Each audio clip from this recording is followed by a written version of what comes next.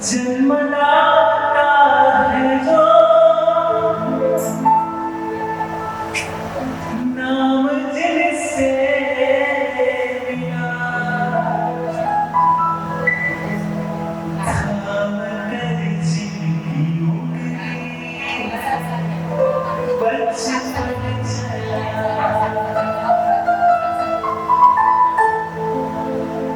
कांधे पे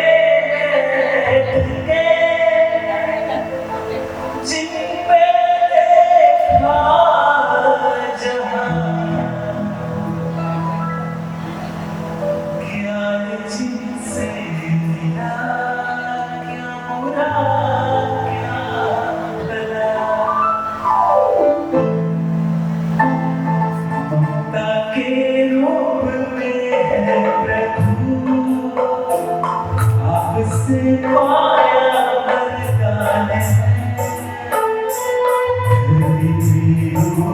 माँ बाप उसकी धारा की पहचान ये तो सच है कि भगवान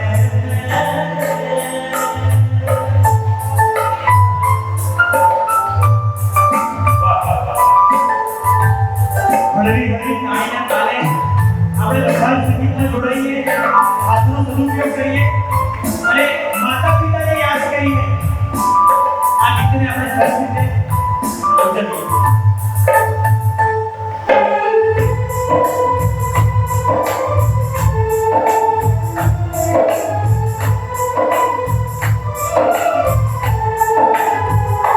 ये तो सच है कि भगवान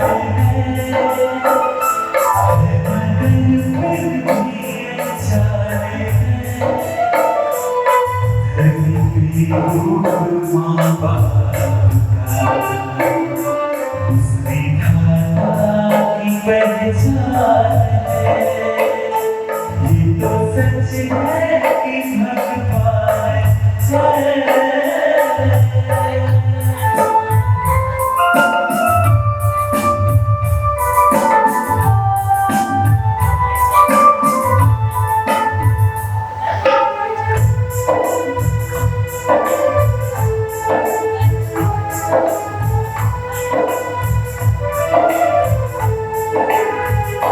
जन्म लेती है जो माँ जिससे जन्म अपने संसार में प्राण जिनके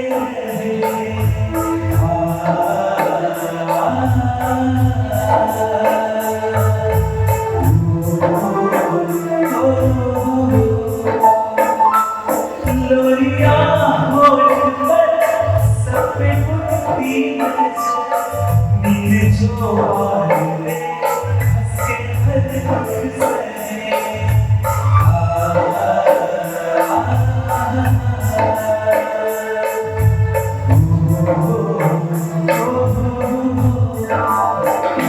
ममता के रूप में है प्रभु आपसे पाया वरदान माँ बाप उसकी धारा की पहचान ये तो सच है कि भगवान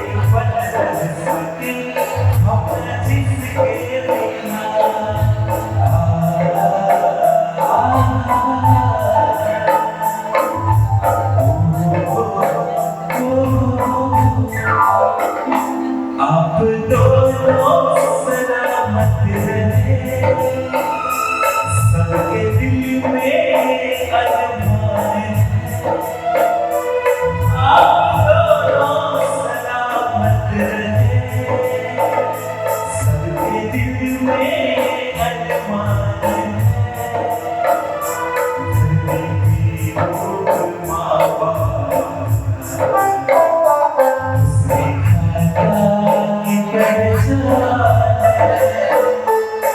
बाप सच है कि भगवान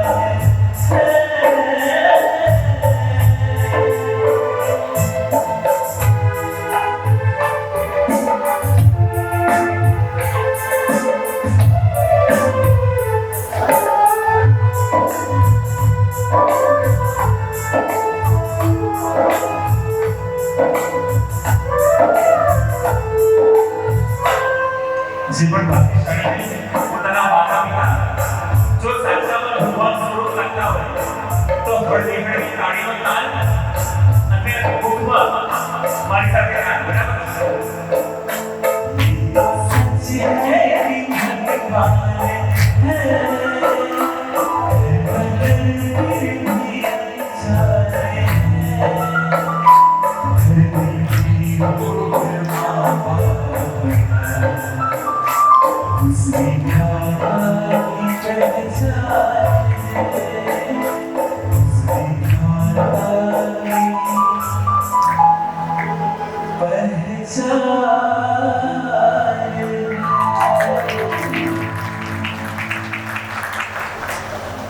આપણે બધાએ એક વાક્ય અવશ્ય વાંચ્યું છે અને બધા અત્યારે ઉલટ સ્વરે મારા બોલ્યા પછી એ વાક્ય બોલશો માતૃદેવો ભવઃ બેઠેલા નથી મને કદાચ 10 જણનો અવાજ આવ્યો મારે છેલ્લે બેઠેલા પેલા કાકી હોય નીચે બેઠેલા મારા કાકા હોય વચ્ચે બેઠેલા મારા ભાઈઓ હોય આ બાજુ બહેનો હોય બધાના મુખમાંથી એક વખત ઉલટ સ્વરે અવાજ આવે માતૃદેવો ભવઃ માતૃદેવો ભવઃ પિતૃદેવો ભવઃ પિતૃદેવો ભવઃ અજે વખત થઈ જાય ઉલટ સ્વરે मातृदेवो भवः मातृदेवो भवः पितृदेवो भवः पितृदेवो भवः कोई મને કહેશે આનો અર્થ શું થાય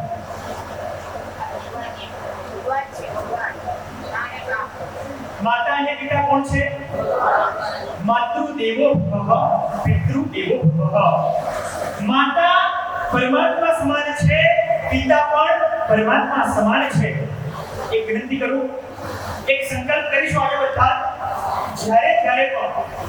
જ્યારે પણ માતા પિતાની સાથે ક્યારેક કસર થાય અભિનય કરવાની ઈચ્છા થાય ક્યારેક મન મોટાવ થઈ જાય ત્યારે આ વાક્ય મનમાં 5 વખત બોલીશું આપોઆપ મન શાંત થઈ જશે આપોઆપ વિનય પ્રગટી જશે જે ઘડીના ઈચ્છા થાય કે આજે તો બાપાને સંભાળી દેવું છે જે ઘડી ઈચ્છા થાય કે આજે તો મમ્મીને જઈને બરાબર ઝઘડો કરી લેવો છે ત્યારે 5 વખત આ મંત્રને મનમાં સ્મરણ કરીશું ને માતૃદેવો ભવઃ પિતૃદેવો ભવઃ આ મારા સાક્ષાત ભગવાન છે અરે મને ગમતું ના થયું તો શું થયું જેણે મારા માટે કેટલું ભૂતકાળમાં ભૂલી ગયા છે એની માટે હું મારો સ્વાર્થ નહીં ભૂલી શકું બસ આ બીજ મંત્ર 5 વખત મનમાં સ્મરણ કરીશું ને તો આઈ ચેલેન્જ કે ક્યારે પણ છે ને માતા પિતાનો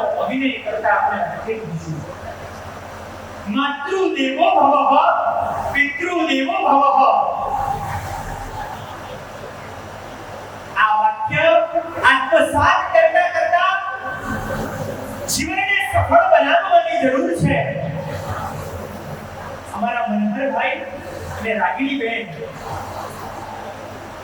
માત્ર એટલું જ નહીં કે દીકરીના સંસ્કાર લક્ષી ચિંતા કરવી દીકરીના શિક્ષણ લક્ષી ચિંતા કરવી એના ભાવિની ચિંતા કરવી એમના જીવનને ડોક્યુ કરીએ ને તો આપણને જાણ થાય કે માત્ર એ સંસ્કાર દાતા હતા એ પોતે ધનના પણ દાતા હતા દીકરી દેવાંશીને નંદાવનમાં આવ્યા પછી જાણ થઈ કે એક શાકભાજી વાળા ભાઈએ સામે આવીને કીધું કે દીકરી દેવાંશી મારી દીકરીના ફી ભરવાના પૈસા જ્યારે મને કોઈ આપતું નહોતું કે મારી પાસે જ્યારે એની વ્યવસ્થા નથી ને ત્યારે તમારા પિતા મનોહરભાઈ પાસેથી એક જ ક્ષણની અંદર એ પૈસા એમના ખિસ્સામાંથી કાઢીને એમણે મને આપી દીધેલા આવા તો કેટલાય ભાઈએ પોતાના જીવનની અંદર કર્યા છે કે જેની જાણ પોતાના જમણા હાથે આપે તો ડાબા હાથને પણ ન થાય. નડિયાદની અંદર હું કલાકારો શાસનભાઈ વગેરે નડિયાદ રહીએ છીએ. નડિયાદની અંદર એક ઉત્તમ સંસ્થા છે જેનું નામ શું છે? સંતરામ મંદિર. શું છે? આ બધા જ ખૂબ સારી રીતે જાણો છો. કેટલી વખત આવી ચૂક્યા છો, કેટલી વખત આપે સંસ્થાના દર્શન કર્યા છે. અમારા મનહરભાઈએ દીકરી દેવાંશીના નિમિત્તે સંતરામ મંદિરની એ સંસ્થાની અંદર કે જ્યાં માત્ર નજીવી અંગની અંદર કેટલાય દર્દીઓના આંખના ઓપરેશન થાય છે, એ સંસ્થાની અંદર ખૂબ સારી રકમનું દાન કર્યું છે. અને જાતે જઈને નહીં, નાનકડી દીકરી દેવાંશીને લઈ જઈને એના હાથે દાન કરાવ્યું છે. કારણ કે દીકરી દેવાંશી પણ ભવિષ્યની અંદર એ દુઃખીજનોના દર્દને પારખીને એવી સરસ મજાની દાતા બને. માત્ર સંસ્કાર દાતા નહીં, એ દુઃખીજનો માટે એ ધનના દાતા પણ મારા મનહરભાઈ બન્યા. આગળ ચાલીને વાત કરું, દીકરી દેવાંશીએ મને કીધું કે મારા ને મારા પિતાનું બોન્ડિંગ છે ને એટલું સરસ ને, ક્યારેક મમ્મીની ઈર્ષ્યા રાગીણીબેનને, ક્યારેક ઈર્ષ્યા આવે કે બાપ અને દીકરી કાયમ સાથે બેસીને કલાકોના કલાકો વાતો કર્યા કરે. દીકરી આવું કંઈક મારી સાથે પણ શેર કરે ને.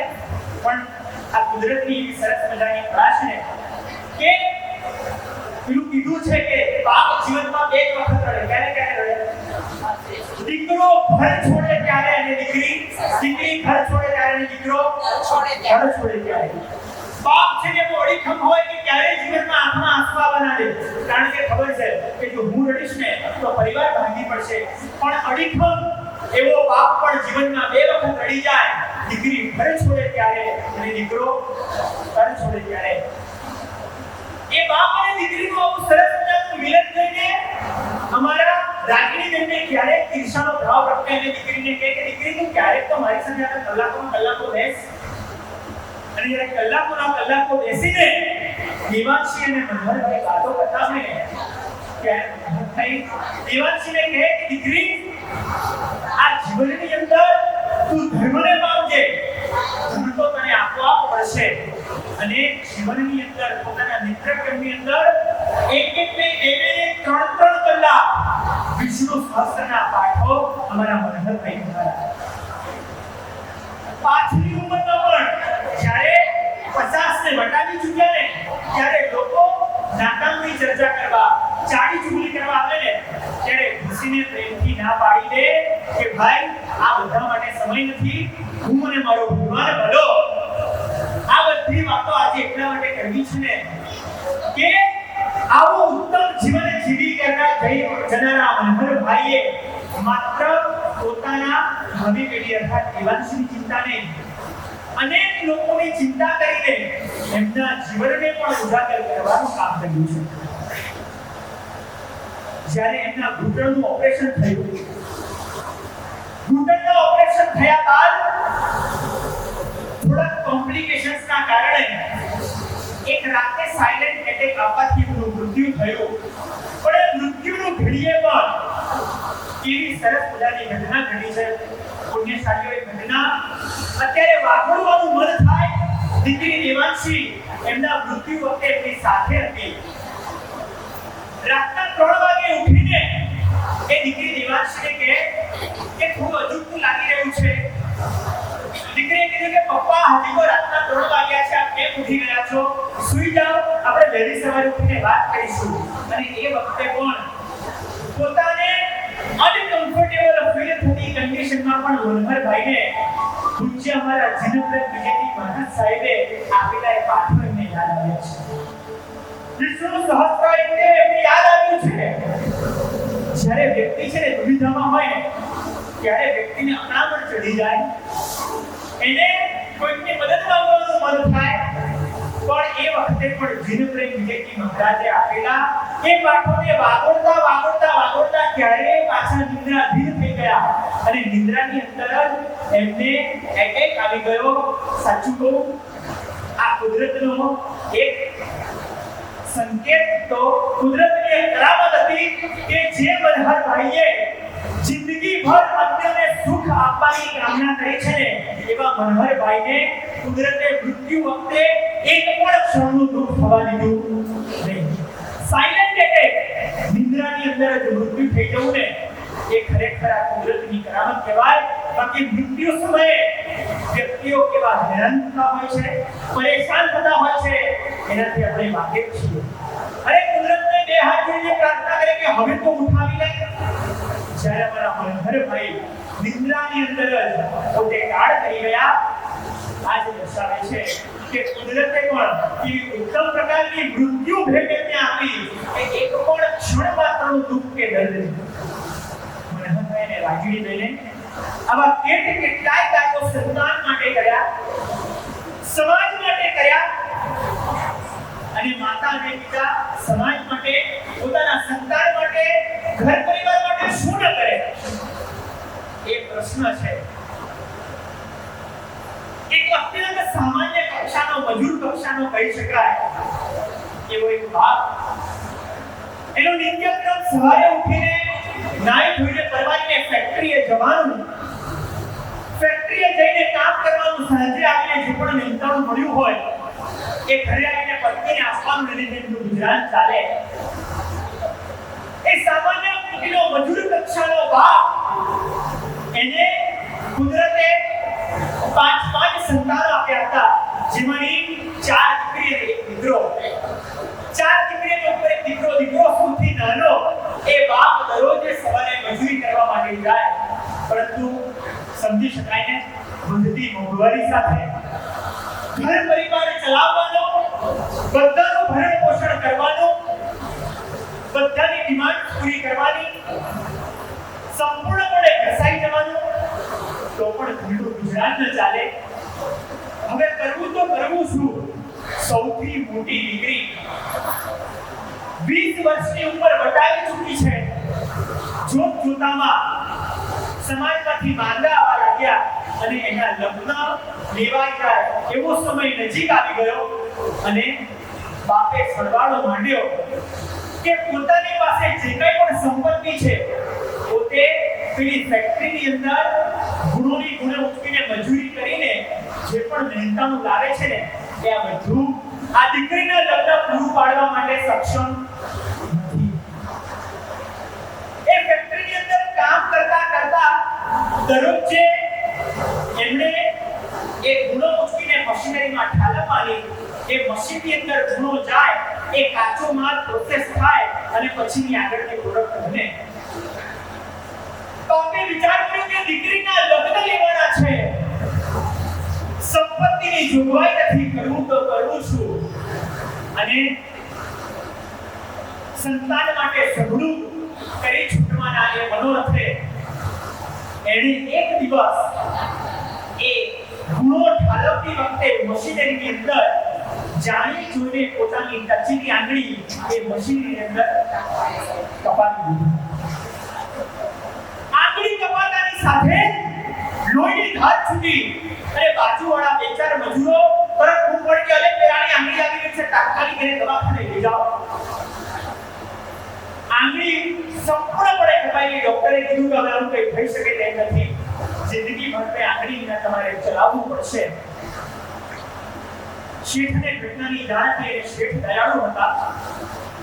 શેઠે તમામ મજૂરોનો મેડિક્લેમ, એમનો વીમો વગેરે લઈને રાખ્યું હતું કે આવી કોઈ અણધારી અનફોર્ચ્યુનેટ ઘટના ઘટે ને તો જ્યાં ઘટનાનો ભોગ બન્યો હોય એને કાંઈક વીમા કંપની તરફથી મેડિક્લેમમાંથી કાંઈક એને મળે કે જેથી એનો પરિવાર સારી રીતે ચાલી શકે. અને એ શેઠની દયાળુતાના કારણે, એ શેઠના સરસ મજાના સ્વભાવના કારણે પેલા મજૂરનો, પેલા બાપનો 1 લાખ રૂપિયાનો વીમો પાસ થઈ ગયો અને પોતાના બેંક ખાતામાં 1 લાખ રૂપિયા આવી ગયા. પોતાની આંગળી કપાવવાથી દીકરીના લગ્ન પાર પડી ગયા. હજી તો બીજી કેટલી આંગળીઓ બાકી છે? 3 આંગળી બાકી છે. ને બીજી કેટલી દીકરીઓ બાકી છે? બીજી 3 દીકરીઓ બાકી છે. 2 વર્ષ પછી સેમ ટુ સેમ આવી ઘટના ઘટી. હવે ટચલી આંગળી પછી આ અનામિકાનો વારો આવ્યો. જાણી જોઈને બાપે પોતાની આંગળી કપાવી નખાવી. શેઠે ફરી બોલાવ્યો. ફરી વખત 1 લાખ રૂપિયાનો વીમા કંપનીએ પાસ કર્યો. પેલા શેઠ વિચાર કરે છે કે 25 વર્ષથી આ ફેક્ટરી હું ચલાવી રહ્યો છું. એક વ્યક્તિની ક્યારેક એક આંગળી કપાય એવી ઘટનાઓ ક્યારેક બની છે, પણ એક જ વ્યક્તિની એકથી વધારે આંગળી કપાય એવી ઘટના ક્યારેય બની નથી. શેઠને દાળમાં કંઈક કાળું લાગ્યું. શેઠે કીધું કે ભાઈ તું આવ મારા કેબિનની અંદર આવ. પેલો મજૂર બાપ ફફડવા લાગ્યો. ફફડતો શેઠની કેબિનમાં ગયો. એને એમ કે શેઠ ફાટી નાખશે, શેઠ મને નોકરીમાંથી છૂટો કરી દેશે. પણ એ શેઠ પણ છે ને એક પિતા હતા, અને પિતા કરતા વધારે એક સાચા સંતાન હતા. એમણે પોતાના મા-બાપની ઉત્તમ પ્રકારની સેવા કરી હતી. માટે જ પોતાના સંસ્કારોનું શિક્ષણ, પોતાના સંસ્કારોનો વારસો એમની પેઢી દર પેઢી આપી રહ્યા હતા. પેલા મજૂર બાપને બોલાવ્યો અને કીધું કે ભાઈ મને તકલીફ શું છે? આજ સુધી 25 વર્ષના ઇતિહાસની અંદર કોઈ એવો વ્યક્તિ આવ્યો નથી મારી પાસે કે જેની 2 આંગળીઓ કપાઈ હોય. સાચું કહું, મને એવું લાગી રહ્યું છે કે તું આ જાણી જોઈને કરી રહ્યો છે. અને પેલા મજૂર બાપથી ખોટું બોલાયું નહીં. દડ આંસુની આંખમાં આવી ગયા. કીધું કે શેઠ શું કરું? 3 દીકરીઓ લગ્નની ઉંમરને લાયક થઈ ગઈ છે. એક દીકરીના લગ્ન થયા અને મને ખબર પડી કે આંગળી કપાઈ જવાથી 1 લાખ રૂપિયા આ વીમા કંપની પાસ કરી રહી છે ને, તો 3 દીકરીઓ માટે હું કશું નહીં, આ મારી 3 આંગળી કુરબાન કરી દઈશ, પછી તો મારી દીકરીના લગ્ન થઈ જશે ને. શેઠની આંખમાં પણ આંસુ આવી ગયા. કીધું કે ભાઈ એક વખત મને મળી ગયો હોત ને તો તારી બધી જ દુવિધાઓ દૂર કરી દે. શેઠે જવાબદારી લીધી કે તારી હવે પછીની બધી દીકરીના લગ્ન કોણ કરાવશે? હું કરાવીશ, અને રંગે ચંગે કરાવીશ. મારો પ્રશ્ન એ છે અહીંયા કે માતા અને પિતા સંતાન માટે શું કરે? માતા અને પિતા સંતાન માટે શું કરે? આ પ્રશ્ન જ ખોટો છે. પ્રશ્ન એ હોય કે માતા અને પિતા સંતાન માટે શું ન કરે. આ માતા અને પિતાના ઉપકારોનું વર્ણન કદાચ આ 24 કલાકની રહેલી બધી જ મિનિટોમાં હું એટલી કરું કે તમે સાંભળો.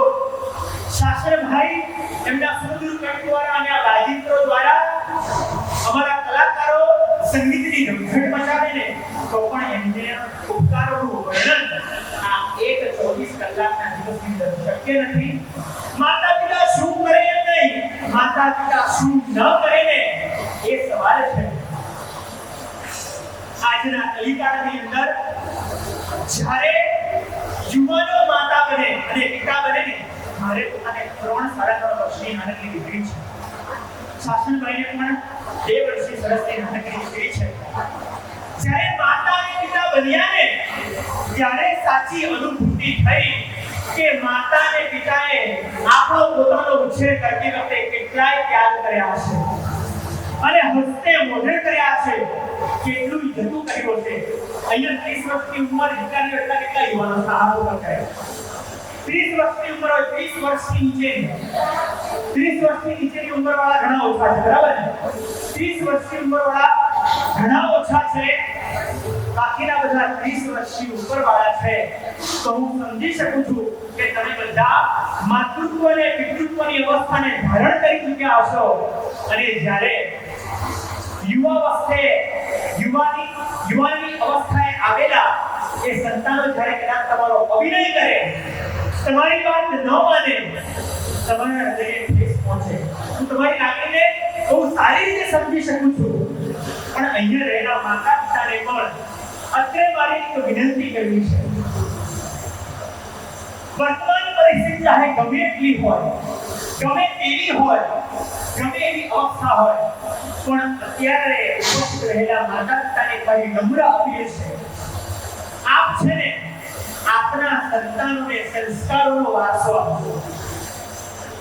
શિસ્તનો વારસો કદાચ નહીં આપે તો ચાલશે, પણ સંસ્કારોનો વારસો આપીને એવા એના સંસ્કાર વાસિત કરજો કે કદાચ વર્તમાનની એક પેઢી તો કદાચ ડગીમગી ગઈ, પરંતુ આવનારી બધી પેઢીઓ ખૂબ સારી રીતે સચવાઈ જાય. માટે કીધું છે કે ધન ખર્ચતા મળશે વધુ, માતા પિતા મળશે નહીં. એ પુનિત જનના કાળજા પથ્થર બની ઝૂલશો નહીં. ભૂલો ભલે બીજું બધું, મા બાપને ભૂલશો નહીં. કેટલાય ત્યાગ અને બલિદાન કરવા દ્વારા આજે આ કાળની કડવી અને સત્ય વાસ્તવિકતા એ છે કે આજે કેટલા યુવા માતા પિતાઓને IVF કરવા દ્વારા સંતાનોની પ્રાપ્તિ કરવી પડે છે. ટેકનોલોજી ખૂબ આગળ વધી ગઈ છે, મેડિકલ સાયન્સ ખૂબ આગળ વધી ચૂક્યું છે, પરંતુ જ્યારે ભૂતકાળની અંદર તમારો કે મારો જ્યારે જન્મ નહીં થયો હોય ને, તમને મને જન્મ આપવાના પ્રયત્નો આપણા મા બાપના વિફળ રહ્યા હશે ને, ત્યારે આપણે કેટલીય માતાઓ મળીને, કેટલાય સંતો સાધુઓના દરબારોના ફેરાને ચક્કર કરીને, કેટલાય ઉપવાસો કરીને તમારીને મારી પ્રાપ્તિ માટે આ પરમાત્માને પ્રાર્થના કરી હશે, ત્યારે તેને તમારીને મારી પ્રાપ્તિ થઈ. પરંતુ જો એ વાસ્તવિકતા જાણતા હોત કે આવનારી પેઢી જો આવી પાકવાની હશે ને, તો કદાચ એ પૂર્વકાળે વિચાર કરત. પરંતુ આપણા માતા પિતાએ જે રીતે દુઃખ વેઠીને, શ્રમ કરીને આપણને આ મુકામ સુધી પહોંચાડ્યા છે, એ આપણા સર્વોત્કૃષ્ટ ઉપકારી છે. ચાલો એક સરસ મજાના આગળના ગીત દ્વારા ફરી વખત માતા પિતાને યાદ કરીને આપણે આ કાર્યક્રમના અંતિમ પડાવની અંદર પ્રવેશ કરીશું, કે જે અંતિમ પડાવની અંદર સ્વર્ગસ્થ બ્રહ્મભાઈ અને સ્વર્ગસ્થ રાગીણી બેનના જીવનને આપણે જાણ્યું, એમના જીવનની અંદર એક ટોક્યું કરવાનો પ્રયાસ કર્યો કે કેવા ઉત્તમ સંસ્કારના વારસા સાથે એમની ભાવિ પેઢીને તૈયાર કરી, સાથે સાથે કેવા ઉત્તમ એવા જમાઈરાજ આગમભાઈ સ્વરૂપે એમને મળ્યા, એમના ઉત્તમ માતા પિતા અશોકભાઈ અને આગમભાઈના મમ્મી, એવા સરસ મજાના સંસ્કારવાસી આ બંને કપલ, આ બંને યુવાને પણ આપણે સાંભળવા છે. એમની અંદરની અભિવ્યક્તિ રજૂ કરશે, એમની અંદરની લાગણીઓ રજૂ કરશે. પણ એ બંને આવે પહેલા ચાલો શાસ્ત્રભાઈના સુમધુર કંઠે સંગીતના સ્વરો સાથે માતા પિતાની લાગણીમાં ફરી વખત ભીંજાતા એક સરસ મજાનું ગીત લઈએ અને ત્યારબાદ કાર્યક્રમના પડાવની અંદર પ્રવેશ કરીશું.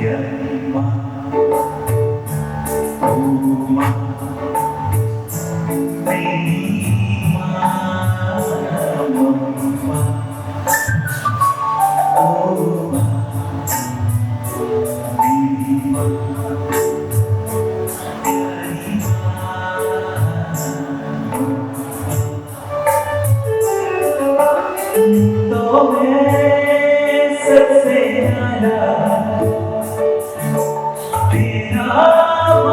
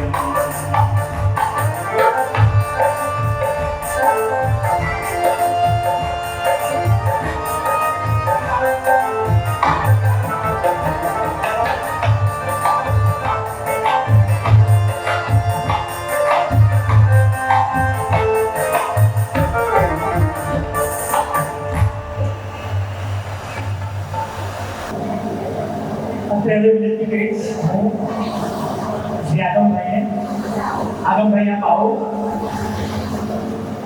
હકીકતમાં આપને જણાવો તો આ કાર્યક્રમ કરવાની કોઈ ગણતરી નથી.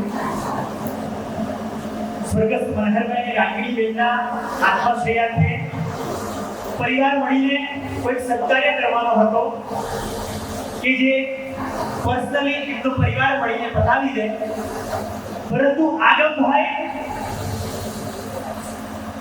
અને જીવનશ્રીની ખૂબ અંતરની લાગણી કે માતા પિતાના નિમિત્તે અમે તો પામ્યા, પરંતુ જે સમાજ થકી અમને ઘણું મળ્યું છે, જે સમાજ અમારો ઉપકારી છે, જે અમારો પરિવાર ઉપકારી છે, એના બધા જ સભ્યો ભેગા થઈને અમે આના નિમિત્તે એક સરસ મજાનો સંદેશ આપીએ માતા અને પિતાની ભક્તિનો, અને સરસ મજાનું નામ આપ્યું અનુષ્ઠાનને માતા પિતા કૃતજ્ઞતા અભિવ્યક્તિ. કૃતજ્ઞતાનો મતલબ શું થાય તમને શાળાઓ? કૃતજ્ઞતા એટલે શું થાય? કરેલા ઉપકારોને સંજ્ઞાનમાં લેવા એને કહેવાય કૃતજ્ઞતા. અને એનો વિરોધી શું થાય? કૃતજ્ઞતા. આ કે આ ગુજરાતી ખૂબ સારું ભણ્યા છે, તાળીથી એક કહેવાય. ખૂબ સરસ. ગુજરાતી આજના કાળમાં સંતાનોને આવડવું એ પણ ખૂબ મુશ્કેલ છે. ખરેખર ગર્વ થાય. આ જવાબ મને એક્સપેક્ટેડ નતો, પણ ખૂબ સુંદર કે માતા કૃતજ્ઞનો વિરોધી શબ્દ છે કૃતજ્ઞ. કે કરેલા ઉપકારોને વિસરી જાય અને કૃતજ્ઞ કહેવાય, અને કરેલા ઉપકારોને કાયમ યાદ રાખીને કૃતજ્ઞ કહેવાય. દિવાનશીબેને આગમભાઈનો હૃદયનો ખૂબ સરસ વિચાર કે માત્ર અમે કરીએ એટલું નહીં, આ પુણ્યતિથિ પ્રસંગે, શ્રદ્ધાંજલિ પ્રસંગે અમારો સમગ્ર સમાજ અને પરિવાર આ ઘટનાનો સહભાગી બને, એવો ઉત્તમનો વિચાર. એમના વિચાર માટે ખરેખર તાળીના ગળગડાટથી વધાવીએ. અને હું વિનંતી કરીશ આગળભાઈને કે તેઓ આવે અને પોતાના હૃદયના સુરોને પોતાના હૃદયની યુક્તિઓને આપણી વચ્ચે અભિવ્યક્ત કરે. એક તો જૈનભાઈ જ્યારે હાજર હોય ને ત્યારે કંઈ બોલવું ને મતલબ એવું કે એનો જે લાઈટ ચાલુ હોય અને એક નાનો દીકરો હોય તો જૈનભાઈ શાસ્ત્રીભાઈ છે એમની હાજરીમાં બોલવાનું થાય તો એ થોડું એવું થાય કે મારા ગુરુ છે એમ તો ગુરુની હાજરીમાં શિષ્ય કંઈ કહી રહ્યો. નમસ્કાર. મહામંત્રમાં રહેલા સર્વ ભગવંતોને વંદન. અહીં ઉપસ્થિત મા બાપ જે થવાના છે, થઈ ગયા છે અને થઈ ચૂક્યા છે એ સર્વેને મારા પ્રણામ. સૌથી પ્રથમ હું એક વાત કહેવા માંગીશ કે મારે તમને બેક લઈ જવા છે ઘણા પાછળ. જ્યારે શ્રી રામનો વનવાસ પૂર્ણ થયો હતો અને જ્યારે પાછા આવતા હતા, દિવાળીનો સમય હતો, તમને બધાને ખબર છે કે કારતક સુદ એકમની પહેલાથી આસો પર અમાસ ત્યારે પ્રભુ શ્રીરામ લંકા જીતીને કહેવાય છે કે પાછા આવ્યા હતા માતા સીતાને લઈને. તો એ સિદ્ધ પુરુષ જ્યારે અયોધ્યા પધાર્યા તો સૌથી પહેલા ખબર છે ક્યાં ગયા? માતા કૈકેયીના મહેલમાં ગયા હતા. એક રીતે જોઈએ તો કૈકેયી માતાએ એમની ઉપર ઉપકાર તો નતો કર્યો, અપકાર કર્યો હતો. પોતાનું હકનું રાજ્ય હતું એ પણ છોડાવી દીધું હતું. પરંતુ પ્રભુ શ્રી રામે ત્યાં જઈને એટલું જ કીધું કે કોઈ મારા માતાને કશું કહેશો નહીં, કારણ કે આ એ જ માતા છે કે જેના હિસાબે મને ખબર પડી કે મારી પત્ની સીતા માતા મને કેટલો પ્રેમ કરે છે. વનવાસના એ 14 વર્ષ મને ખબર પડી કે મારી પત્નીનું મારા પ્રત્યેનું કેટલું સમર્પણ ભાવ છે. મારા લઘુબંધુ લક્ષ્મણ મારી જોડે ખડે ને પગે રહ્યો છે. તો એ લક્ષ્મણનો પણ પ્રેમ મને આ માતાના હિસાબે ખબર પડી છે. ભરત જ્યારે મને મળવા આવ્યો હતો તો એ જે વિલાપ એને કર્યો હતો તો ત્યારે ખબર પડી કે ભરતનો પ્રેમ શું છે. તો એ ઉપકારી આ માતા છે.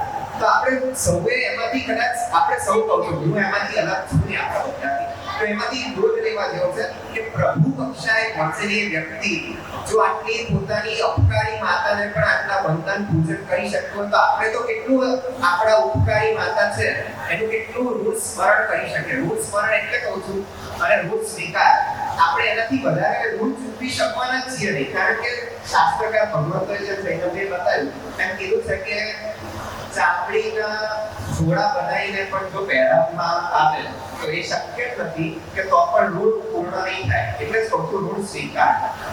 ત્યારબાદ યાદ કરીએ યોગી પુરુષ કૃષ્ણ મહારાજ કે જેમણે માત્ર પોતાના માતા પિતા માટે અને આર્ય સંસ્કૃતિના રક્ષણ માટે પોતાના સગા મામા સામે પણ એમણે બાળ ઉંમરે વાત ભીડી દીધી હતી.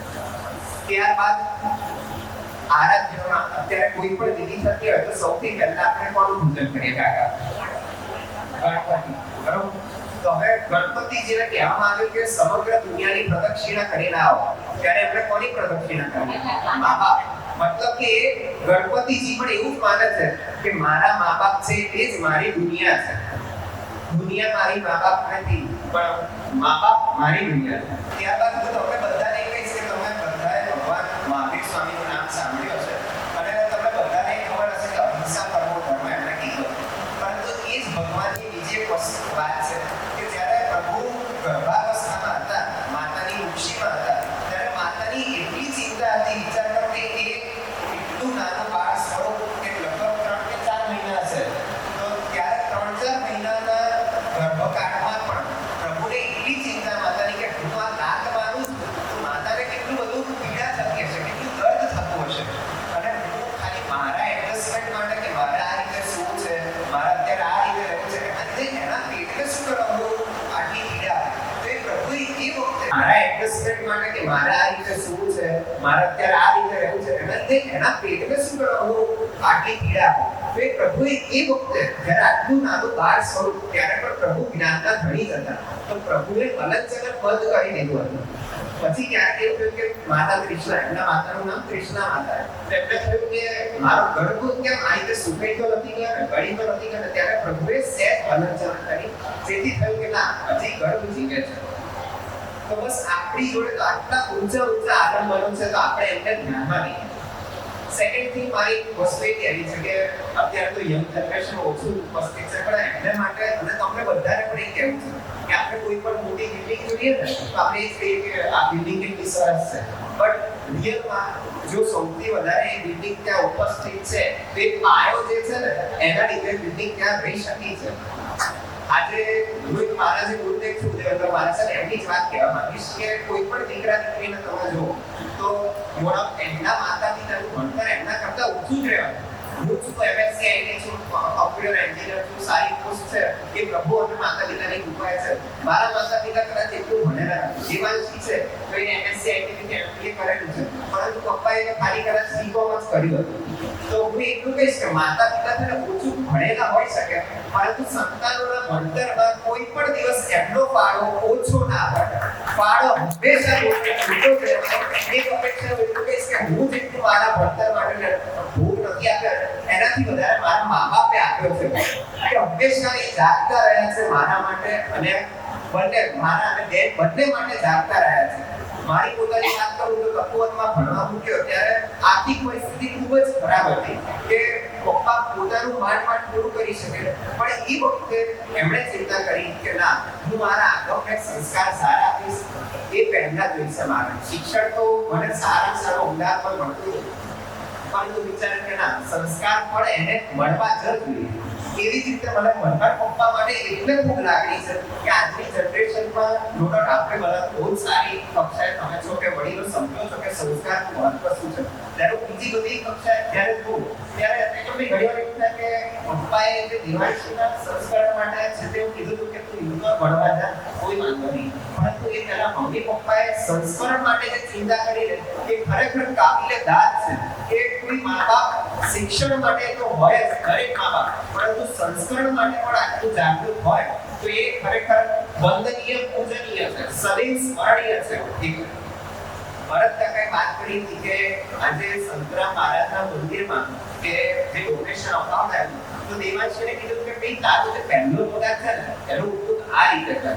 દેવાંશીની ઈચ્છા એવી હતી કે પહેલો પગાર આવે છે તો પપ્પા માટે હું ફોન લઈ આવું, કે પછી પપ્પાને કોઈ સારી હોટલમાં લઈ લઉં, પણ એમણે એક જરાય કીધું નહીં કે ના, કોઈ પણ એવી જગ્યાએ નથી જવું. પહેલા તારી સંસ્કારની રક્ષા થાય અને તારા સંસ્કાર વર્ધમાન બને એ માટે ચાલ આપણે નડિયાદ જઈએ. અને એ સંતરામ મહારાજ છે એમના ચરણે એમને રકમ આપી અને કીધું કે આ જે પણ રકમ હું તમારા ચરણે અર્પણ કરું છું તો મને ખબર છે કે આ બધી રકમ છે માનવ સેવામાં જ વપરાશે.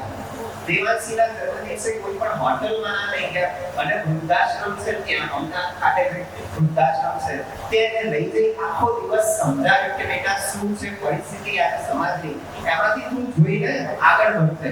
તારા જીવનમાં પણ તારા છોકરાને પણ આ બધા સંસ્કાર આપવાના.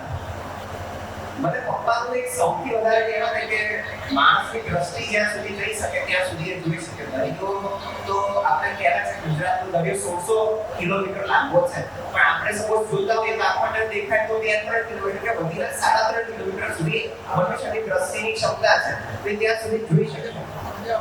તો એ રીતે મેં પપ્પાના તો ઘણા બધા ગુણો છે. જે તો મને દેવાંશી ઘણીવાર આપણે વાત કરીએ કે ભરત કાકા છે, વિરેનભાઈ છે, બધા વાત કરતા મને તો ત્યારે એ થાય કે આટલા ગુણો છે, પણ મને જે ગુણો સૌથી વધારે ગમ્યો છે ને એ પુરુષની છે.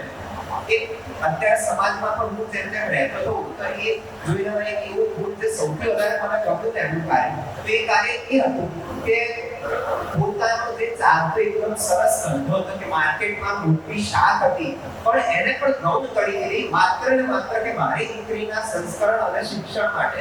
આજે એ જો બેઠા હોય તો નો ડાઉટ છે કે 10 વર્ષમાં એમને આ ધંધો ક્યાંનો ક્યાંય પહોંચાડી દીધો હોય. જે કક્ષા હતો એ પણ એક અમરનાથ દરજ્જાની કક્ષા હતી, પરંતુ એથી વધારે પણ પહોંચાડવાનું જે એમણે કાર્ય કરી શકતા હતા, પરંતુ એ બધું જ કવર કર્યું માત્ર ને માત્ર દેવાંશીના સંસ્કરણ અને શિક્ષણ માટે. તો ખરેખર એમને ખૂબ જ વંદન કરવાનું મન થાય અને હું એમને મારા ઉપકારી એટલે ગણું છું કે આજે જો દેવાંશીમાં આ સંસ્કરણ ના હોત કે શિક્ષણ ના હોત તો મને પણ આટલું સુંદર પાત્ર ના મળી શક્યું હોત. અને છેલ્લે એક વાત એવી કહેવી હતી કે આપણે બધા છે ને અત્યારે બ્રાન્ડના જમાનામાં છીએ તો કે કાર હોય કઈ ગઈ હતી કે અત્યારે તો ક્રેટા લઈ લો, હુન્ડાઈ લઈ લો, ભવિષ્યમાં જો BMW મર્સિડીઝ હોય કોઈ પણ એક આ જોઈને આપણે ખુશ થઈ જઈએ કે ઓ વોટ અ બ્રાન્ડેડ કાર. જૈનભાઈ રાડો ઘડિયાળ પહેરી હોય તો હું કહે કે જૈનભાઈ રાડો રોલેક્સમાં રમવા માંડ્યા.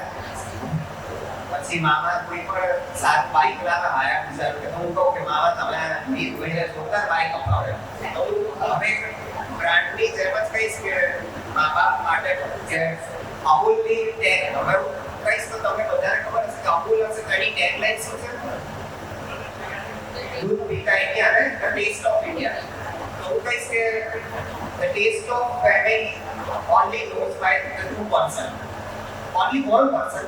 મમ્મી કે મમ્મીને જે આખા પરિવારનો ટેસ્ટ ખબર હોય કે જમવામાં કોને શું ભાવશે. પપ્પાને વડી ચા ભાવે છે, દાદાને ખાંડ વધારે જોઈએ છે, આમને મીઠી વધારે છે એટલે એ મીઠું ઓછું લેશે. તો દરેકે દરેક જણનું સાચવવાવાળા પ્રેમ મમ્મી છે. પછી સેકન્ડ થિંગ એરટેલ हर एक फ्रेंड जरूरी होता है. तो कहीं से माँ बाप જેટલું છે ફ્રેન્ડલી નેચર કદાચ એક સાચો ફ્રેન્ડ મા બાપ જ બની શકશે કારણ કે પોતાના સંતાનને સૌથી સારી રીતે જાણતા હશે. And the one is connecting India. તો માતા માટે હું કહીશ કે માતાઓની તો એક ખૂબ જ મોટી જવાબદારી હોય છે કે કનેક્ટિંગ ફેમિલી. કે જ્યારે માતા હોય ને એની જ હોય કે મોસાળ જોડે પણ પક્ષ રાખીને બધું સંભાળશે.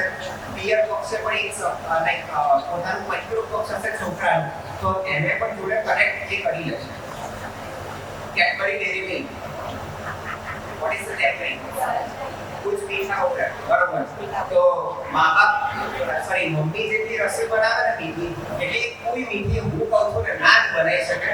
ગમે તેટલો માસ્ટર શેફ જીતીને પણ એક માણસ આવ્યો હશે ને તો એ શેફ જેટલું પણ સારી હશે પરંતુ એ પ્રેમનું ઇન્ગ્રેડિયન્ટ હશે ને મસાલા પ્રેમના એ કોઈ માં સિવાય કોઈ નાખી જ નહીં શકે. હું કહું ને તો હું અત્યારે મલ્ટીનેશનલ કંપનીમાં છું તો જ્યારે બહાર જવાનું હોય ઘણી વાર કે મહિને 15 દિવસે કોઈ પ્રોજેક્ટ કમ્પ્લીશન હોય તો બહાર જવાનું આવે પછી ઘર આવીને મમ્મી પપ્પા પૂછે કે આ જગ્યાએ ગયો હતો કે બહુ સારી હોટલ હતી, 3 સ્ટાર હોટલ હતી, કેવું લાગ્યું? હું છેલ્લે મારી બેનને બી પછી તો ખબર જ પડી જતી મને એવું કે મમ્મી જેટલું સારું નહીં બન્યું હોય એટલે કે તને તો એક હોટલમાં લઈ ના જાય કે દર વખતે ગમે તેટલું સારું બનાવીને લાવે તો પણ એવું જ કહીશ. સેકન્ડ થિંગ મમ્મી જેટલું પ્રેમ કરશે ને એટલું પ્રેમથી જમાડશે પણ નહીં. કારણ કે કદાચ રસોઈમાં મીઠું પણ હશે ને એની ખારાશ છે ને એ મીઠાશમાં પરિવર્તન કરનાર એનો એ હાથ હશે એ ઓડિયો જે મોંમાં મૂકશે તે મીઠાશમાં પરિવર્તન પામી જશે. फेविकोल का जोड़ टूटेगा नहीं. तो बस ये कहीं કે મા બાપ જોડેનો જે જોડ હોય એક તો આપણે જન્મીએ ને ત્યારે જે જોડ હોય છે કે ગર્ભાવસ્થામાં જ નાળથી આપણે મા બાપ જોડે જોડાયેલા હોઈએ, મા જોડે જોડાયેલા હોઈએ.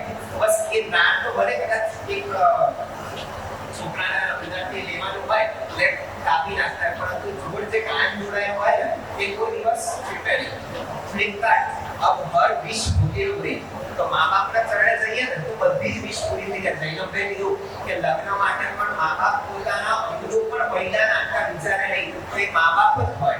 અને હું તો એટલું કહીશ કે દુનિયામાં ક્યારે ને ક્યારે તમારો પડછાયો સાથ ક્યારે છોડે કે જ્યારે બપોરના 12 વાગ્યા હોય ને ત્યારે તમારો પડછાયો તમારો સાથ છોડી દે. કે એકચ્યુઅલી હોય કે સાઈડ સે ઉપરથી તડકો આવતો હોય એટલે પડછાયો સાથ છોડી દે. પરંતુ એ વખતે પણ જો કોઈ સાથ હશે કે તમારી આંગળી ઝીલનારું હશે તો એ માત્ર ને માત્ર મા બાપ જ.